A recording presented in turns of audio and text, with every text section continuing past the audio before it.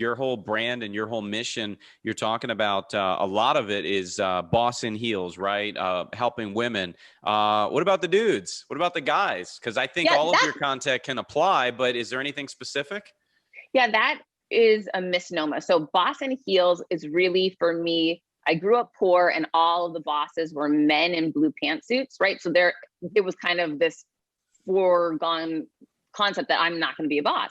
Well, I ended up being a boss and I was a boss in heels. And when I was young, there weren't bosses in heels. So my point is, it's not about me helping women. It's about me shining a light on, be a boss with purple hair and flip-flops. I don't care if you're a guy it doesn't matter who you are. You can be a boss no matter who you are, no matter what you look like, no matter your gender. That's irrelevant. That's society telling you the way things should be. And it's on you to say, I'm going to raise my hand and do it anyways. Welcome to the RockstarsRocking podcast, powered by Voluntary Disruption, a show dedicated to people who are crushing their business and life goals. These are bite-sized conversations with leading rock stars in their respective industry who are pumped to share their story to help drive you to the next level. So, are you ready to rock? Speaking of rock stars, here's your host, Eric Silverman.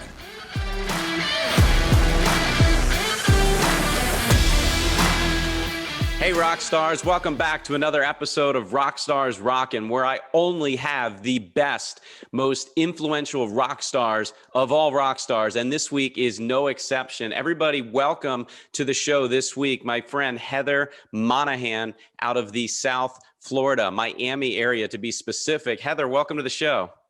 Thanks so much for having me. Absolutely. It's my pleasure, and I appreciate you coming on. Man, I got so many things I want to go over today, so I'm going to dive right in. But before I do that, for those of you that are not familiar with Heather, and I can't imagine there's anybody who's not familiar with you, Heather. Heather is a top 40 female keynote speaker, a best-selling author, soon to be two-time best-selling author. We're going to get to that. Top 100 business podcast as well. A TED-Talk speaker. She's even a faculty member at Harvard. I mean, come on, if there's something out there that can be done, she's already in the process of doing it or has already crushed it. Just to give you a little insight on her podcast, she's had guests like Sarah Blakely, Gary Vaynerchuk, Ryan Serhant. The list just goes on and on and on. And she's also been featured in USA Today, CNN, Forbes, Fast Company. Should I say more? I'm going to let Heather say more. And there you go. And we're going to get going. So Heather, look, you talk about in your best-selling book, I have it right here for those watching the video, I'm holding it up, or for those listening on audio, I'm holding it up. Confidence Creator, her first book, self-published, mind you. Her second book is not self-published. We're going to talk about that as well. But Heather, you talk about creating confidence. You talk about basically what I would say, owning the stage, or as my good friend growing up, Sarah Lewis would say, she would snap her fingers in a Z pattern and she'd be like, own it, right? So you started in sales, you started in wine sales, and you progressed into broadcasting and ad sales, and you became the chief revenue officer at this huge company. You're an author, you've done all these things. But where did that start? Like, you don't just wake up one day and say, I'm going to go into sales, specifically wine sales, being that somebody like yourself who's talking about you didn't have the confidence. Can you walk us through that idea of, hey, I'm going to try sales? Yeah, I grew up poor. My mom was a single mother with 4 kids. She worked 3 jobs, right? We didn't see her very much.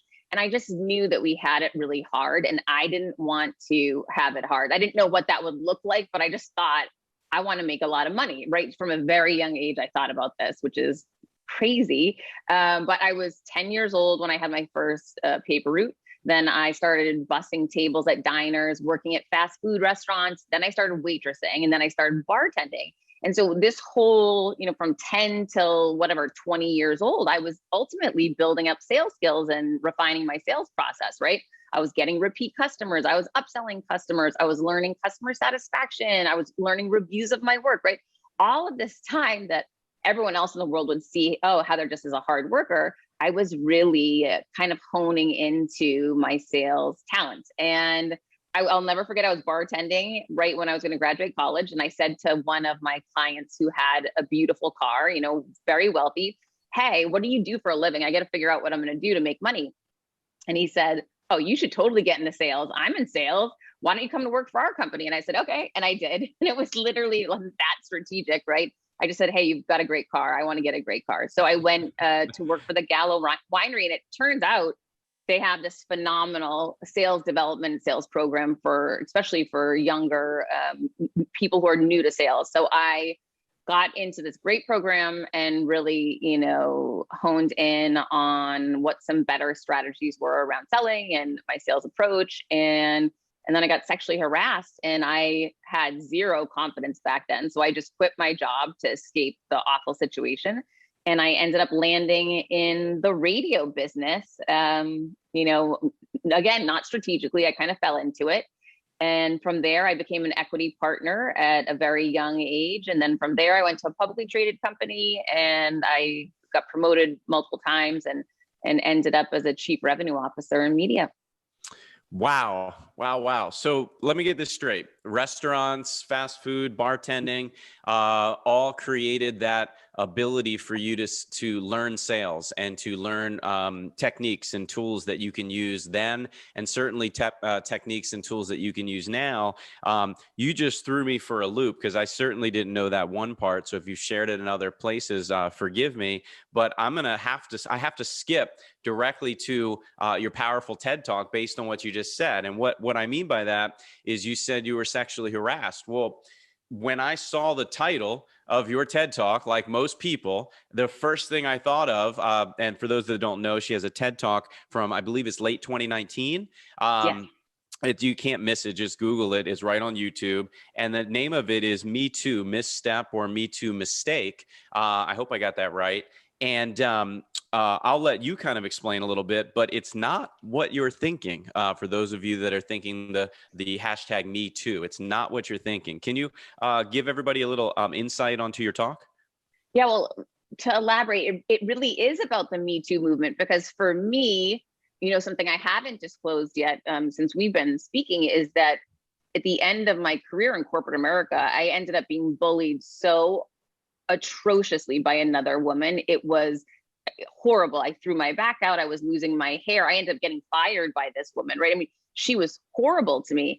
And the funny thing is, it's not funny, haha, but it's ironic, I guess, is that throughout my career, I was sexually harassed one time so badly I quit the job, right? Oh, no. Even that was not as bad as what this woman did to me. And for me, I think the Me Too movement's great. Anyone that's, you know, harassing people and treating people badly should be called out. However, I feel personally that the Me Too movement stopped way too short. They didn't include the most evil villain any woman will ever meet in corporate America. And that, unfortunately, is another woman.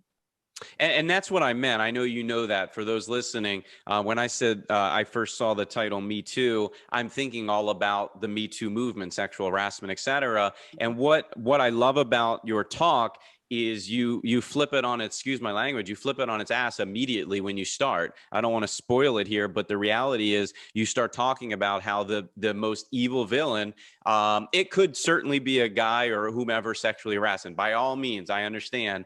But in your specific talk, you speak about how you had a boss, and that boss was the biggest villain of them all. And it was just, like you said, bullying, harassment, et cetera. And I have so many friends and colleagues and family members who have experienced the same thing. So I like how you shed light on that. My biggest takeaway from your talk was really toward the end, as you talked about having a green light. Your fear was bringing you to the green light to just move faster. Can you maybe shed some light on that and what you specifically meant, your green light to move faster? Yeah, I talk about, specifically in that talk, about how I had been in media for 20 something years. I had hit this low moment. I'm getting bullied every day at work. I hate going to work, but I feel I have golden handcuffs and I can't leave. I'm a single mom, and how will I pay my bills? And I felt I was really stuck in a bad situation. And I know a lot of people can relate to that.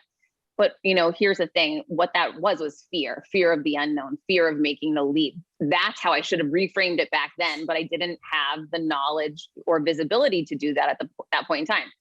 One of the things that I did when I was at this really dark moment before I got fired is I thought to myself, I'm showing up as a B-rate version of myself. This is not working for me. I've got to start stepping back into my power and rebuild myself again to become that confident version of myself. I have been at points in my life, right? But for whatever reason, I had now allowed a bully to completely dismantle it. And so I thought, hey, I'm in media. I run successful campaigns for millions of clients. Why don't I run a campaign for myself? So I decided to run my own ad campaign, which I know what works in advertising. I've been, doing it for 20 something years. So, there's a number of different things you need to do to have a successful campaign. Number one, you have to run it with frequency. You have to do it multiple times a day if you want to actually have an impact on someone's subconscious. I'm trying to impact my own subconscious. So I decided 7 times a day, I'm going to run the same messaging to myself to really get myself to process it and believe it. I decided that my call to action would be fear is a green light that means go and go faster. And anytime I would sense fear, it would be a cue for me to take action and step into it.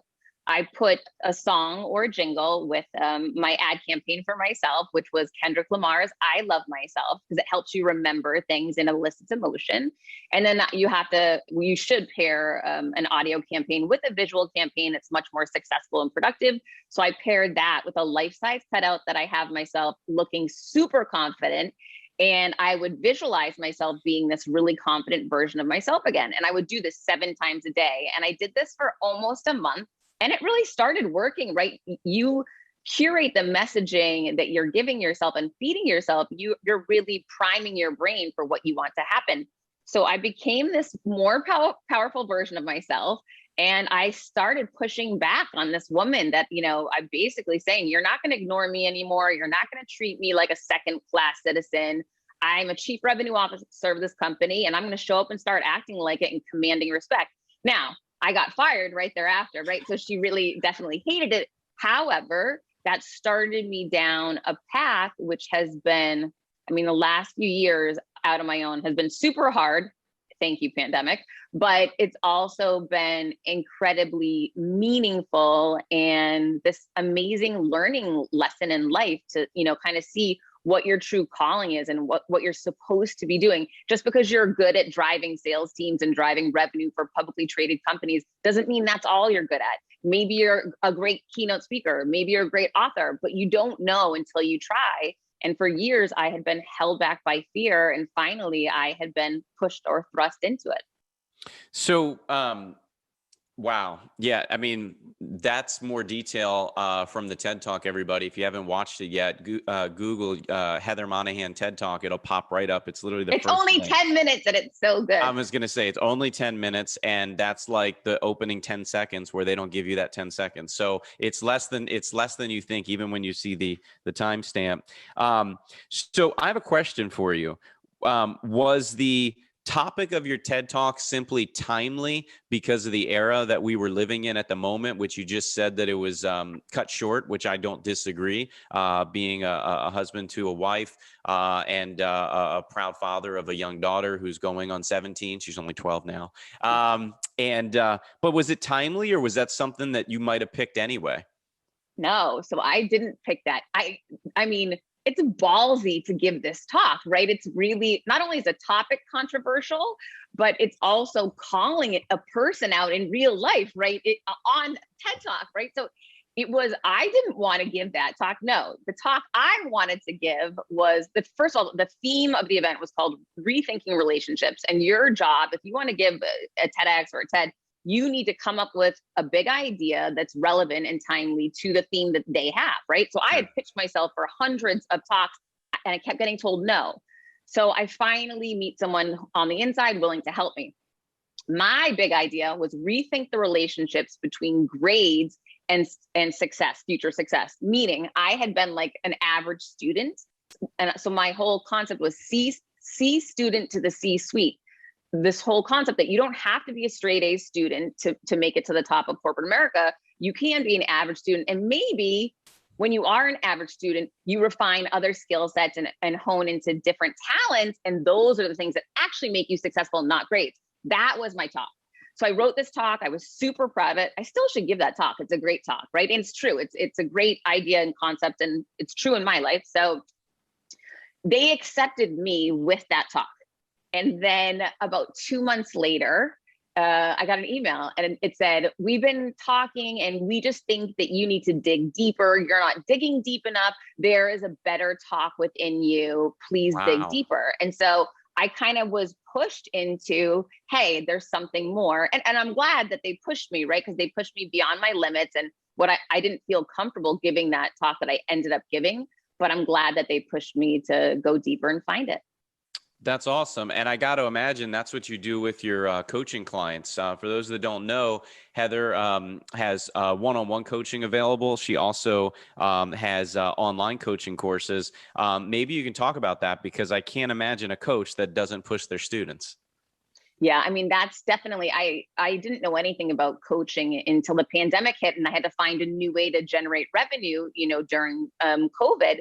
So that's when I launched my coaching program, which is essentially just like when you're a VP of sales or chief revenue officer, you're meeting with your teams, developing your teams, and working through solutions to achieve goals.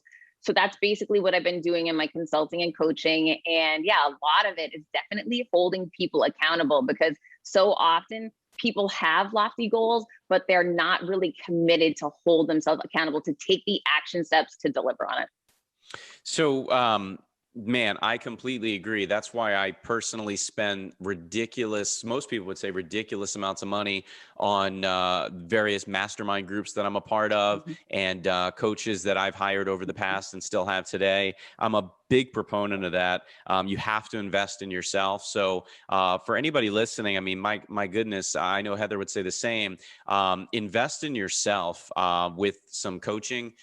Maybe start with a mastermind group of some sort. I'm surprised, or maybe, I don't know, Heather, do you run a mastermind group yet? If not, when's that happening? One of the I don't, first of all, I have a women's group coaching program that I do once a week on Fridays. But here's the thing. This is the challenge for someone in a situation like mine. I was only a new rookie entrepreneur when the pandemic hit. So for me, forecasting out, right, my speaking business is definitely my number one revenue driver. And that's my passion. That's what I was born to do, without a doubt. So when you know that, you don't want to commit yourself. You don't want to overcommit yourself to too many coaching clients, consulting clients, masterminds, and suddenly find out that speaking business is back full force and you can't actually accept the business that you should be, right? Because you weren't able to forecast accurately. So I'm really trying to adjust how much I commit to right now around these individual things, because the speaking business does appear to be picking back up and looking a lot healthier now. Thank goodness.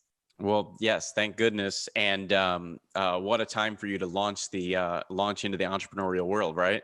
But it's interesting, because I seem to remember seeing for those that don't realize, or I'm sure everybody knows, excuse me, Heather's super social on all things social media. I first discovered Heather on LinkedIn, but she's huge on Instagram and many other channels. But what I think I remember you writing or having a video of, was how you had no real plans to write a book, your first book. And somebody asked you, can you tell that story? I don't want to ruin it. Yeah. So one of the first things I did after I got fired is I went under a weighted blanket, right? I was a disaster. But within about a day, I realized nobody was calling me. What is going on? How could I be in one industry for so long and have such a big name and no one's calling? And I realized, oh, this lady doesn't want to let anyone know she fired me. She's trying to brush it under a rug. I was not about to let that happen.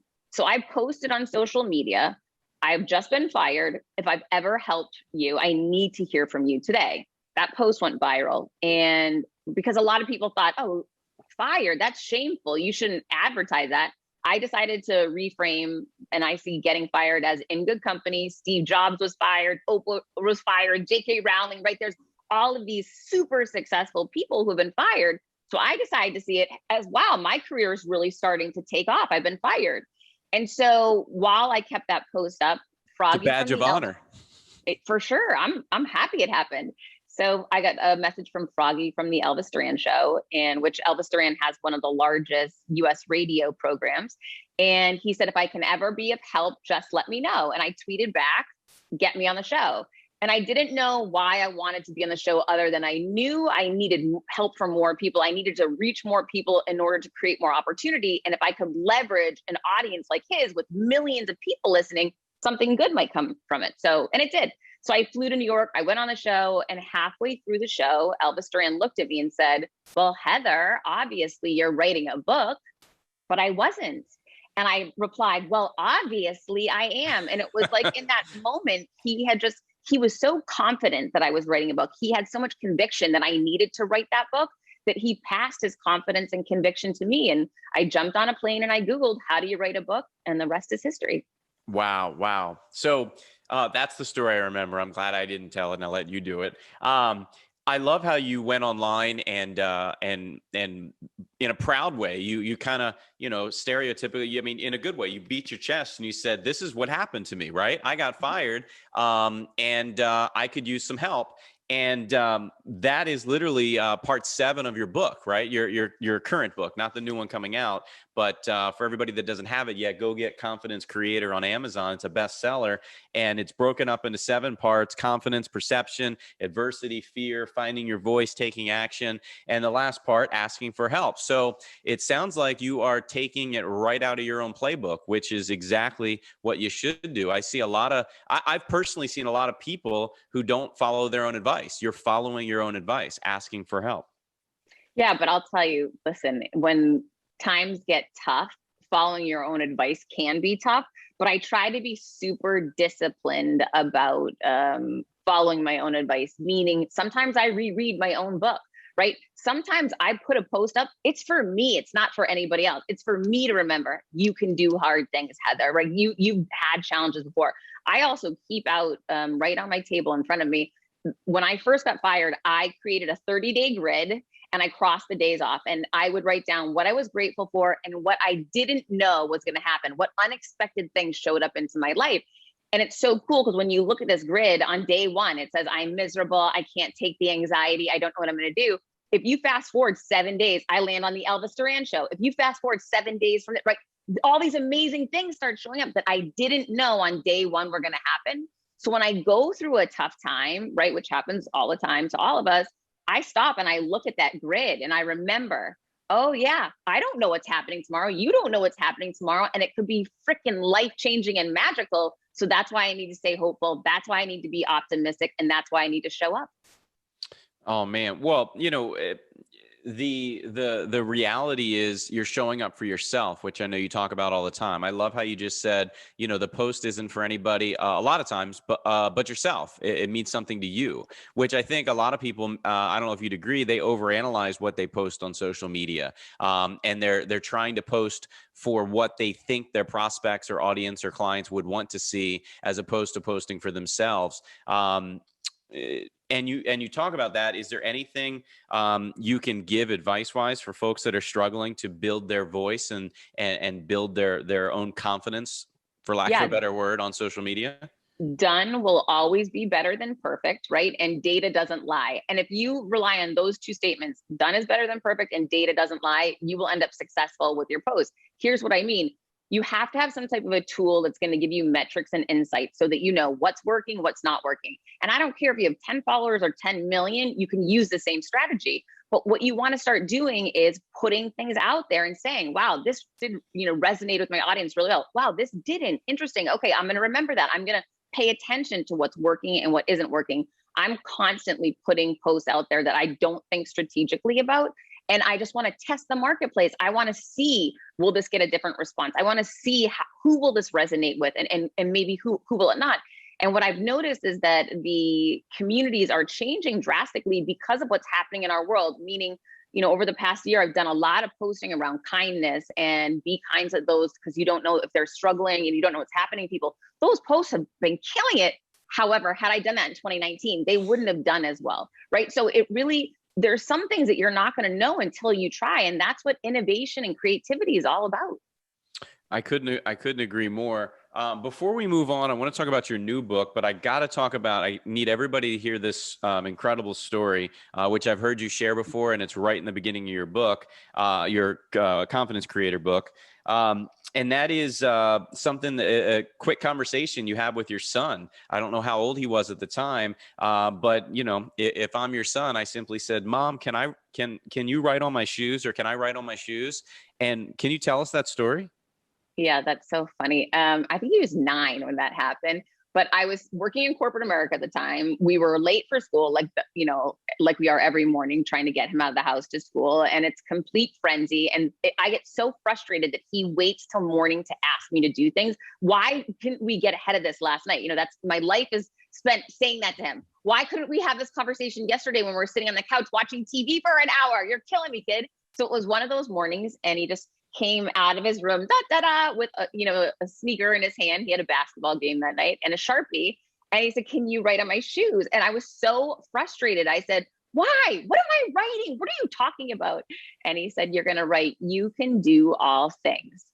And boom, it just hit me in that moment that, oh my gosh, this is brilliant. And I said, "Where is this coming from? What is going on right now?" And he explained to me, "Mom, tonight when I hit the court, I might walk out there feeling super proud of myself, super optimistic, and super confident in my skills." He said, "But by halftime, if I'm not playing well, I can get down on myself, and I have to be able to pick myself back up and get myself in that right mental state." He said, "So what I'll do is you'll write this note on my shoe with a Sharpie. I'll look down on my shoe and remember who I really am and what I'm capable of." And you, my friend, I believe now have sayings on your high heels. Is that accurate? Yeah. So he taught me that idea that day. So I ripped a page out of his playbook, and I was going into a really big charity event that I was the keynote speaker for. And I had never shared that I had grown up poor before. And I decided I was going to do it that day on stage, which can be really emotional, overwhelming, scary, right? I didn't know how I was actually going to be. I knew I wanted to do it, but I didn't know if I would actually go through with it. And so I wrote on the bottom of my shoes, "I can" on the left one, and "I will" on the right one. And as I was getting ready to go up, I did what my son taught me, right? I reminded myself, "Oh no, I can and I will do this. And that's my commitment to me. And I'm not backing out." And I got up on that stage and I did it. And I shared, my story and my challenges. And I got a little emotional, but I was able to complete the speech, which I was really proud of. And I also showed the notes on my shoes. And it was so funny. I received hundreds of emails the next day of all these women putting notes on the bottom of their high heels too. Oh man, boy, do I love that. Do you still do that? Oh, 100%. And people Okay. will say to me, "Oh, well, now you've given a TED Talk, you've done this, you don't get scared anymore." That's not true. I'm constantly pushing myself to a new level. And every time you step into something new, you step into fear again, you step into uncertainty. So yeah, if you want to keep growing, you need to keep reminding yourself what you're capable of. So let's talk about the new book. The name of the book is Overcome Your Villains, right? For those that are not watching the video, she's got a big old poster right behind her, Overcome Your Villains. I assume that's the book cover.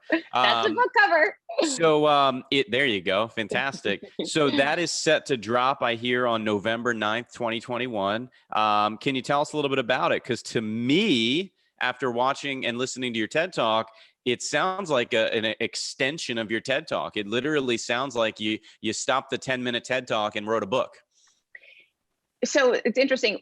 Here's the way I create content is around what people ask me for, right? Because if people are asking me for it and I give them what they want, it's going to resonate and it's going to work. And so that's one of the ways I create content on social media, my podcast, and in my books, and my talks. So people constantly ask me what really happened the day you got fired, like pull back the curtain and tell us the true story, right? And then how did you get to where you are today from that day of getting fired? Everyone wants to know the behind the scenes. Like, what does that look like? How do you get through being completely scared and petrified to finding new success? How do you become a first-time author? How do you become a first-time TED speaker? How does this stuff happen, right? That's what I'm asked all the time about. So my book is ultimately, it's a powerful and proven 3-step process to overcome any adversity in your life, professional or business. Facts, facts, and facts. And what I realized is I had been deploying this strategy throughout my life without clarity and intention. I was doing it by habit. I had created this repeatable process years ago, but I wasn't aware I was doing it. And sitting down to write this book was really when I took the time to be thoughtful to say, how is it that I keep overcoming these adversities? And it hit me. It's a 3-step process I've been using basically my whole life, that anybody can use in any situation. And it's funny because when you and I were talking, my son was at camp and he broke his arm about a week ago or 2 weeks ago. And when that happened, I went into a tailspin. I was not thinking clearly. I really lost it. And I had to say, pump the brakes, 3-step process. Number one, and it's beliefs, actions, and knowledge. I call it my back process. Number one, deconstruct the belief and get to the truth. And that was where I was really stuck, as I had created the story that my son's dying in a hospital somewhere. And that belief wasn't true, right? I didn't have enough information. So I couldn't run with a story that had no fact behind it. All I knew at this point was he had a possible broken arm. And so I had to stop telling myself a story that wasn't true. Next, I need to take action, immediate action. That's when I started calling the school. I started emailing the school. I went wild with action, and I finally got a phone call back, which gave me the information I was looking for. Next, I need to access knowledge that will support me in the situation. I called my girlfriend who has a child that had broken an arm recently. And I said, talk me through the process. I can't be there with my son, but I'd like to understand what's happening. And as she talked me through it, it wasn't as scary as what I thought it was going to be. So that's just like a small example of how this process is proven, it's repeatable, it works every time, all the time. Well said. Well said. Well, I'm excited to read it, quite frankly. And I hear you even have some bonus content available for folks that would get access to it exclusively when they pre-order. Again, it's supposed to drop on Tuesday, November 9th. So go pre-order it now and hopefully get this bonus content that Heather's going to tell us about. Well, sales is my jam, right? So when HarperCollins told me, Heather, you need to sell 7,000 copies of your book on pre-order. So basically they're telling me this, Heather, sell 7,000 copies of something people can't have yet. So the first thing that my mind goes to is, if I'm asking someone to do something and I can't deliver it to them yet, I have to over deliver in another way, right? I have to give them more than I'm asking them for on the spot.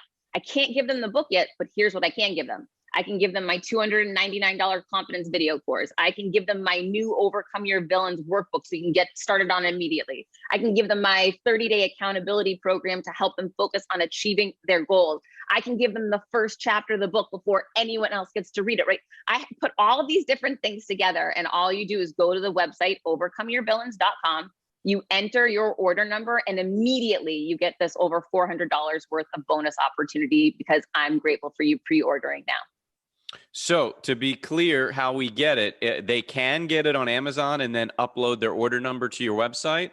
Oh, you can get it anywhere and everywhere books are sold. Books A Millions. Perfect. You can get it Books and Books. You can get it at Amazon, Barnes & Noble, Walmart. It is everywhere. It's so Perfect. crazy. It's on so many different websites. Perfect. A little bit different than self-publishing confidence creator, right? Well, it's funny, we talk about sales, and one of the pain points for me around my first book was I had very limited distribution. The biggest difference and reason why to go with a traditional publishing house is not only do you get the expertise of the team behind you, so you're no longer a rookie, but now you have massive distribution points. So I'm pretty excited about it. So are we going to implement any type of book design, packaging, or gifting strategy, a la our good friend John Ruhlin? Well, I mean, of course, that was what you taught me about just very recently. And of course, I'm all in on how can we create the upgrade and the upsell on Overcome Your Villains. Absolutely. Yes, I look forward to that. That'll be incredible. So listen, I wanted to, I've never seen this before. Maybe it's just me, but I've never seen it. When I was on your website, and I totally understand why, but you have a section on the homepage of your website that says things I love. And it's like products, Lululemon, Nike, you name it. It's like everything for that, I guess that you buy, that you are into, that you put on your skin, that you're about. I got to imagine that stemmed from a million women asking you, where'd you get that dress? What do you use when you go work out? What do you put on your face? Am I right or wrong here? Because my wife would probably say I'm right. I hope I'm right. Yeah, you're absolutely right. But I also, I cued you in for this one or clued you in for this one. And that I said earlier, I create content around what people ask me for, right? So Eric, you're spot on. I get asked a lot about how do you keep your skin looking good? Who's your favorite designer? Where did you find those shoes? So I just decided create a space that if people want that information, they're going to be able to access it when they need it.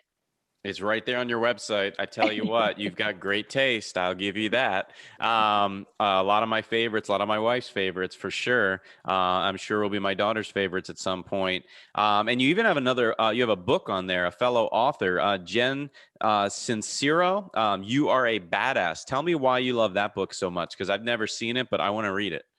I read that book years ago, and I'll tell you, there's books that you'll read that have a lasting impact on you that you just don't forget. And that one, it was really powerful. And I walked away from it saying, I can do more. Now, at that point in my life, I didn't make a leap to go do more, but I opened my mind to the possibility because of that book. I think that book is one of the reasons why, I've been able to do what I've done over the past few years. That planted a seed for me a long time ago.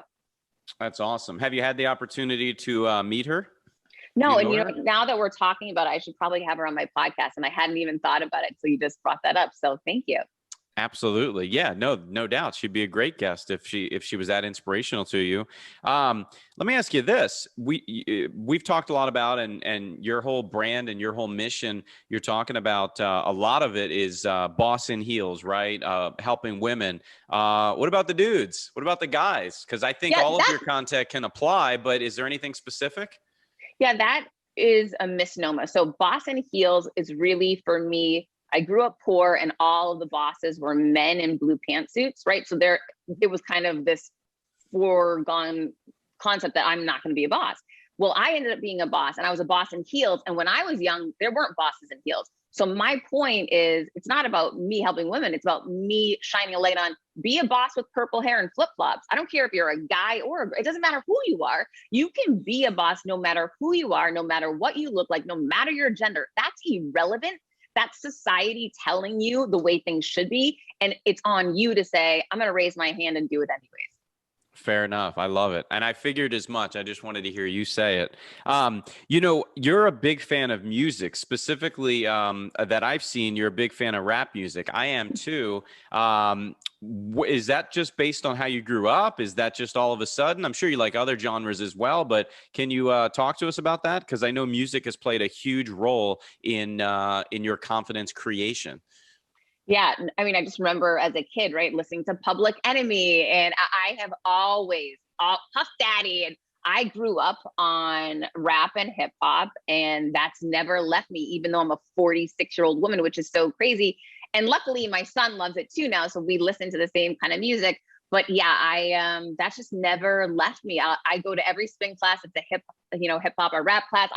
That's just my thing. And music for me, I know that music impacts different people in different ways, but for me, it definitely can take me to a visualization place, to an emotional place. And it helps me in so many ways change my mindset or change, the mood that I'm in just by putting on a song that I really love. And I leverage music. I put it to work for me. So we talk about music. What about TV and movies? Are there any specific TV shows or movies, classic movies that really put you in the zone in the same or equal way that music has? I guess not as much. I'm so sick of movies from COVID, right? I'm so sick of being inside and TV. I'm so over it. However, I mean, there are so many inspirational movies out there, and I'm an inspirational movie person. I always want to see anything that has a beautiful story, and a great ending of some, the underdog coming out on top. I love all of those types of things, but I'm definitely trying to just be out of the house and be in real life these days. I can totally get that. I love the outro to your podcast, the Ferris Bueller clip. Speaking of movies, where it says, stop and look around once in a while. Otherwise you could miss it.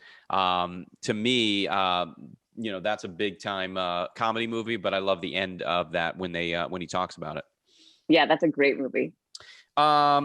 So our good friend, Scott McGregor, I was talking to him the other day, and we were literally just talking about loyalty. And I said, hey, Scott, who's one of the most loyal people you know? And I kid you not, he literally said, first word out of his mouth, Heather Monahan. And I want you to know this, right? Because he helped me meet you and have you so nicely come on the show. And I appreciate both of you.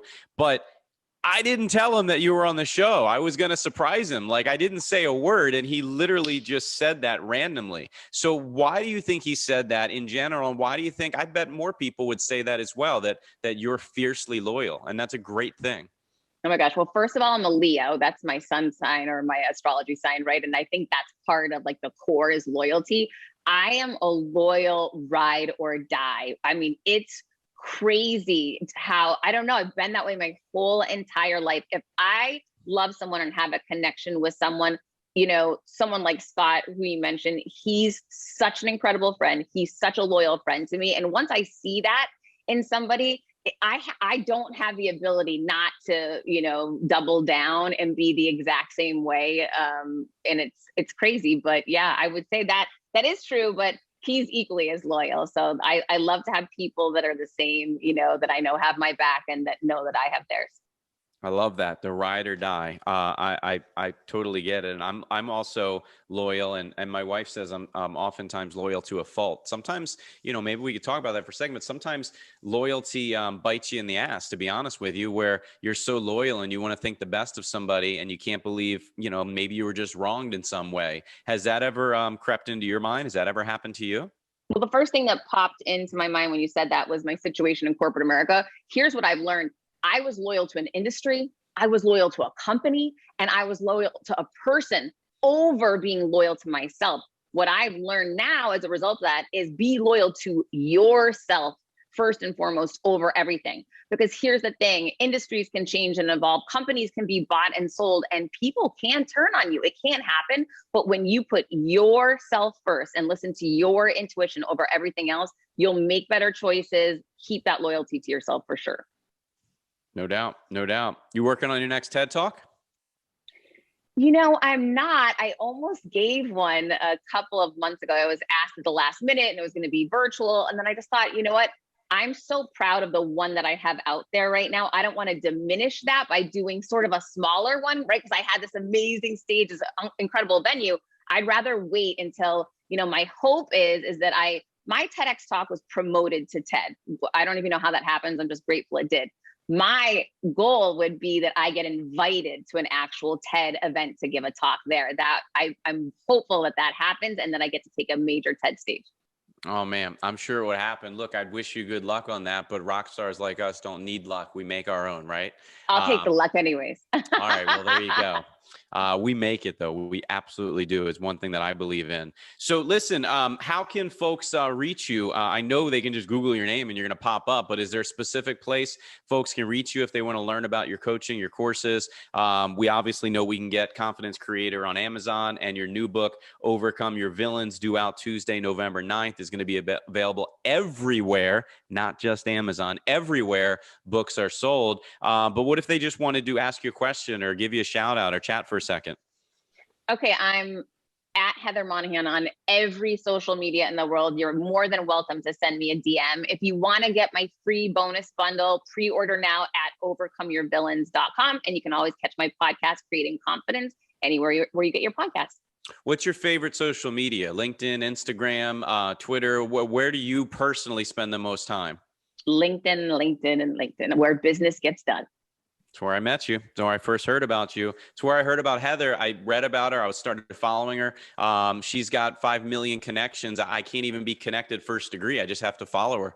And then it was just a sheer coincidence. I met Scott McGregor. He happened to be good friends with you. And I tell you what, talk about serendipity. It's perfect for me. I love it. It's all worked out well in the end for us. Exactly. All right. Well, listen, I appreciate you coming on the show. For those of you that are not already connected to or following Heather on social media at Heather Monahan, go to overcomeyourvillains.com. Make sure you pre-order the book. It's going to be out November 9th, is a Tuesday. I think all big books are always released on a Tuesday is what I've noticed.